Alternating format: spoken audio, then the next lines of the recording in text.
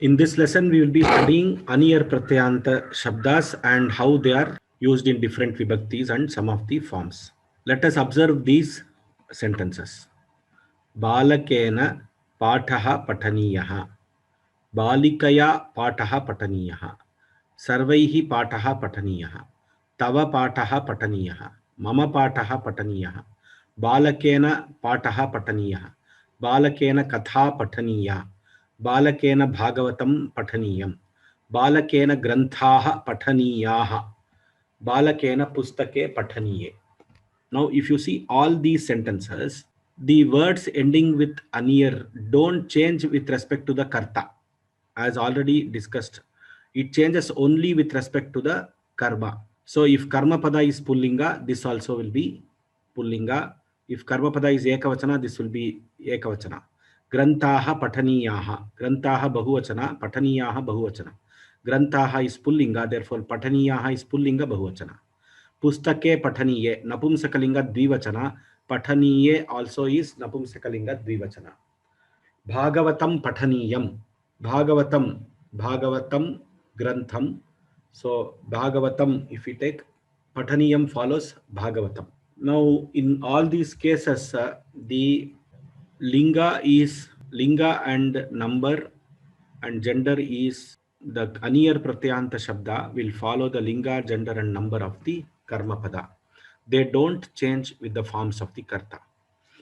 Why I am stressing this point is, normally we tend to use this and we in an incorrect way. Now Aniyar Pratyanta is Pataniya is Akaranta, Lekhaniya Akaranta. So Sarveshu Vibhaktishu, Sarveshu Vachaneshu Bhavanti.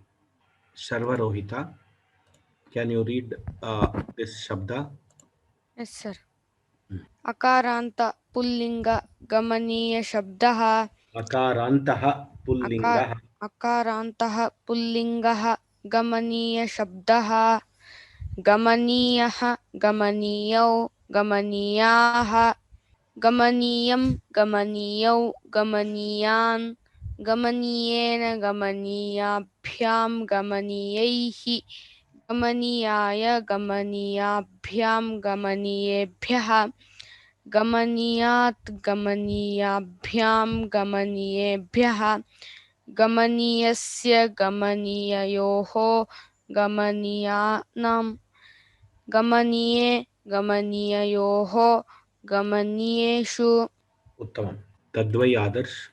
Ram आकारांत स्त्रीलिंगः गमनीया शब्दः गमनीया गमनीये गमनीयाः गमनीयां गमनीये गमनीयाः गमनीया गमनीयया गमनीयाभ्यां गमनीयाभिः गमनीयायै गमनीयाभ्यां गमनीयाभ्यः गमनीयायाः गमनीयाभ्यां गमनीयाभ्यः गमनीयाय गमनीयायाः गमनीययोः गमनीयानां गमनीयायां गमनीययोः गमनीयासु.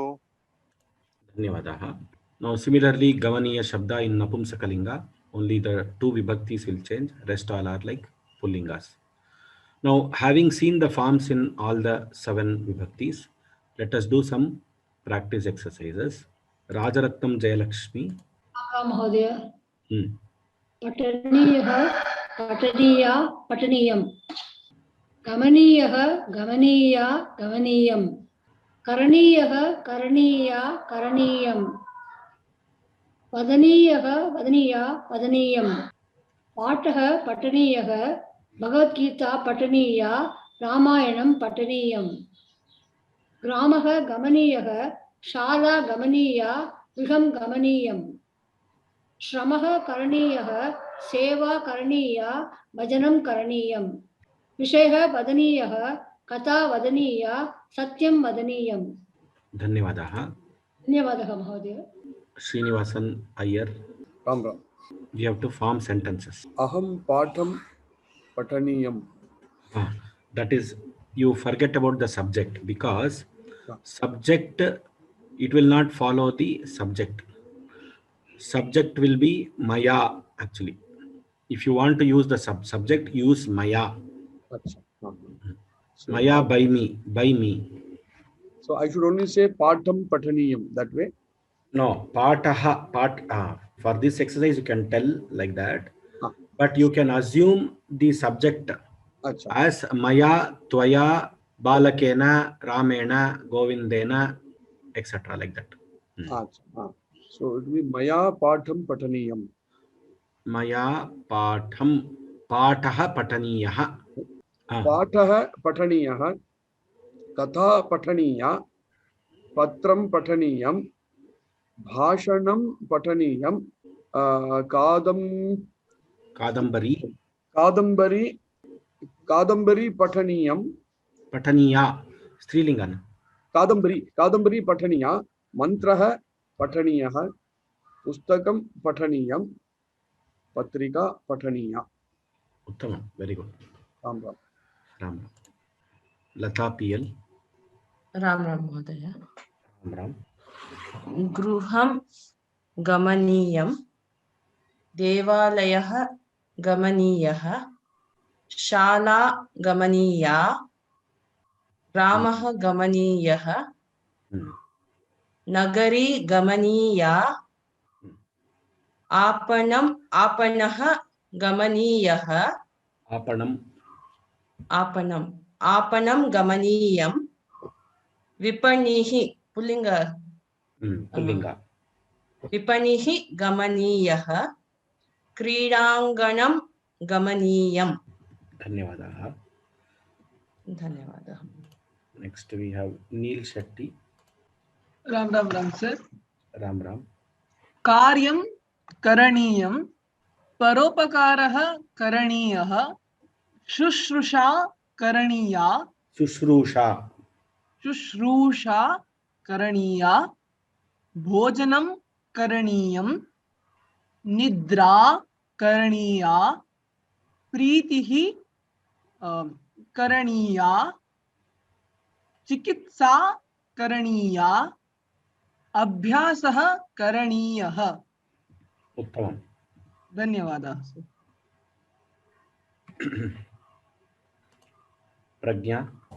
महोदय हिमालयः दर्शनीयः गंगा दर्शनीया राजस्थानं दर्शनीयं काशी दर्शनीया समुद्रः दर्शनीयः कांचीपुरं दर्शनीयं द्वारका दर्शनीया कन्याकुमारी दर्शनीया.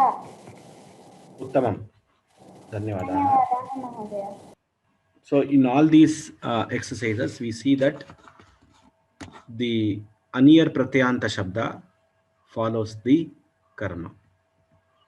Now patham patami, pataha pataniyah, aham patham pataniyam is an incorrect usage. Tvam patham pataniyam is an incorrect usage. Shala gamaniya, shalam gamaniyam. Dharmam acharaniyam is an incorrect usage. Dharmaha acharaniyah. Aham dharmam acharami. Maya dharmaha acharaniyah. Aham shalam gacchami. Maya shala gamaniya. Aham patham patami. Maya pataha pataniyah. Definitely we should not use acharani. Aham dharmam acharaniyam. Aham shalam gamaniyam. Aham patham pataniyam. That is a incorrect usage. This aniyar pratyaya and tavya pratyaya, most of us do this mistake. So we should be very, very careful when we converse in Sanskrit and when we use aniyar pratyaya and tavya pratyaya. Can somebody start? Vijayalakshmi Bhagini, can you? Satyam vadati, satyam vadaniyam, devam pujayati, devaha pujaniyaha, saraswatim praptayati, saraswati praptaniya, dhanam prapnoti, dhanam prapaniyam,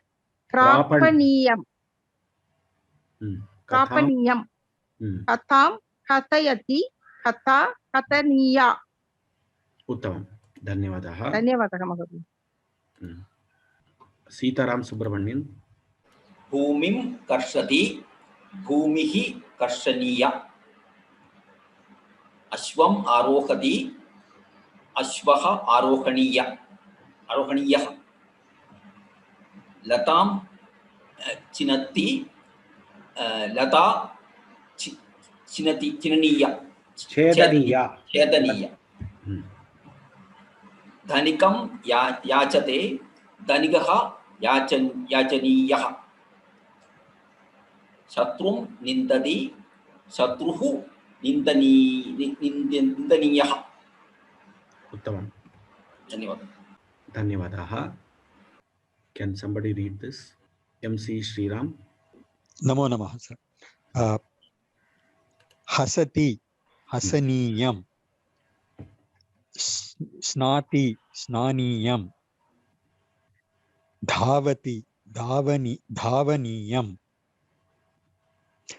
Modate, modaniyam. Yatate, yataniyam. Hasaniyam should be laughed. Snaniyam should be bathed. Dhavaniyam should run.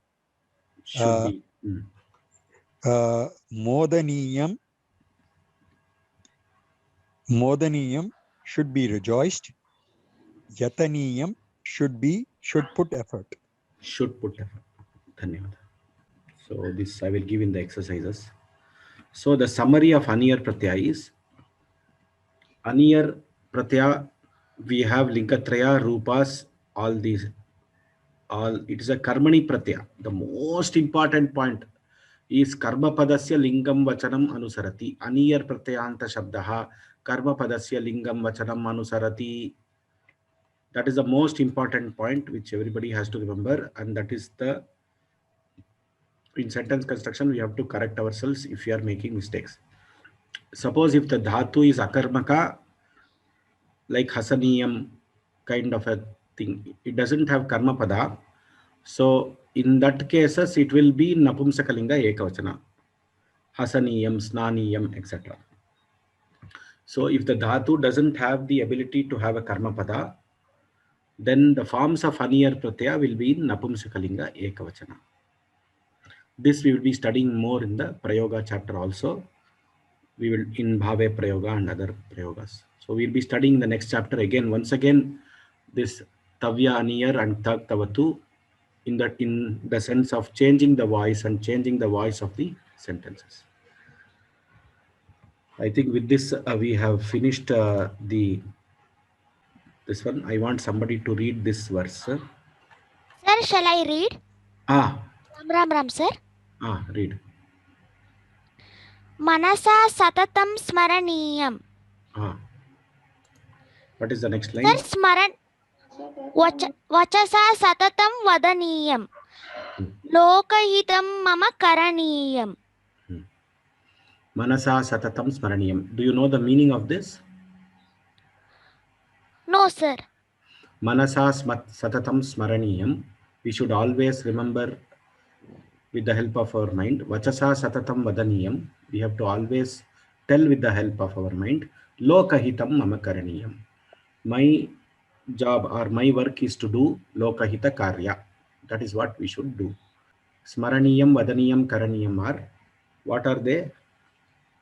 They are Aniyar Pratyaya. Sir, they are Aniyar Pratyaya. Aniyar Pratyayanta Shabda. Srinivasa Nair. Kim Vachaniyam, Kim Avachaniyam, Kim Rachaniyam, Kim Arachaniyam. Vachaniyam, Avachaniyam, Rachaniyam, Arachaniyam. All these are Aniyar Pratyayas. Sadashiva Brahmendra. Sarvam Brahmamayam. Sarvam Brahmamayam. Kim Pataniyam, Kim Apataniyam, Kim Bhajaniyam, Kim Abhajaniyam. So when we join, we say Kim Bhajaniyam, Kima Bhajaniyam. That Ma and A will join to become Kima Bhajaniyam. But we should not confuse that it is Bhajaniyam. It is Abhajaniyam. Sarvam Brahmamayam. This is a very very good kirtana of written by, as Bhagavatar said, that this is a Sadashiva Brahmendra Kriti. Dhanyavadaha. Dhanyavadaha. So with this we finish the Aniyar Pratyaya. One or two exercises, sentence exercises I have left, but I will give it in the exercise sheet. Definitely we can do that.